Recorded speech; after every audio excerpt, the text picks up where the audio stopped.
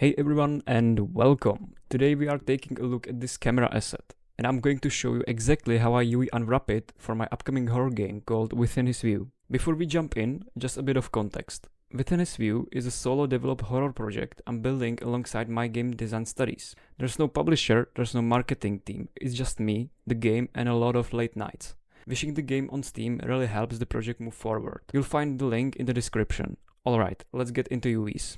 Alright, so as you can see, I have my camera model prepared here. Before we even start unwrapping anything, I want to explain why model preparation and optimization matters so much. Because UV unwrapping doesn't start in UV editor, it starts already during the modeling. This camera is already optimized and that plays a huge role in how clean and painless the unwrapping process will be later. Bad topology or unnecessary geometry will make your UVs worse, no matter how good you think you are at unwrapping. Now, if you look at this model, you can see parts like this glass element or this lens. These are a great example of parts that are very easy to unwrap. If I press U, I open the unwrap menu. Before we go deeper, I strongly recommend creating a collection using M key. I usually have one collection for finished unwrapped part and one for parts I'm still working on. This helps a lot, especially on more complex models, because you don't lose track of what is already done and what still needs work. Now, some parts, like simple flat surface or symmetrical shapes, are the easiest possible UVs. They often don't need any seams at all. To explain seams properly, imagine cutting fabric. If you want to flatten a 3D shape, you need to cut it somewhere. That cut is a seam. So the whole point of seams is to convert a 3D surface into flat 2D shape with as little distortion as possible. Now let's move to parts that do require seams. The seams menu can be accessed with Ctrl E. Here comes one of the most important rules in UV unwrapping. Place seams on sharp edges or angles, also called hard edges. This rule does not apply in 100% of cases, but honestly it works in maybe 80-90% of situations. The reason is simple. Hard edges usually represent a physical break in shape, and that's exactly where UV splits make the most sense. Another very important reason is Substance Painter. If you don't place seams on hard edges, you'll often get texture artifacts, gradients breaking, or visible seams during baking or texturing. Now,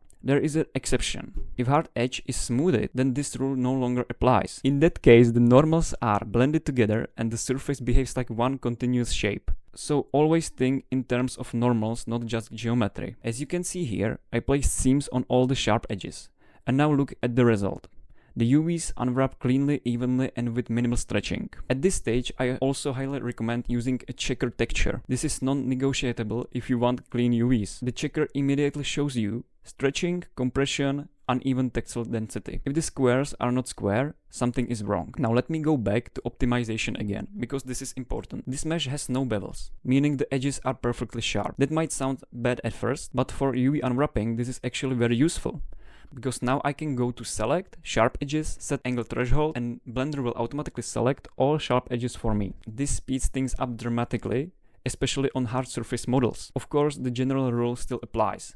The fewer seams, the better. But there's a second rule that is just as important. Hide seams as much as possible. Why? Because whenever seam is, there is a UV split, and that split can later become visible in Substance Painter. That's because UVs live in a 2D space, and once they are separated, they no longer perfectly connect to each other. That's also why seams usually belong on harsh edges, because visually those breaks already exist. But, and this is important, this is not always possible. Now let's talk about UV space. Every UV island takes space on the 2D layout, and we want our textures to be as high quality as possible. That means every visible part needs enough pixels. This is why removing geometry that will never be visible is so important. You save polygons, UV space, texture resolution. It's win on all fronts. Here I removed geometry that will never be seen by the player or camera. Now we can reach a point where this method is not enough. A cylinder, for example, has no sharp edges at all.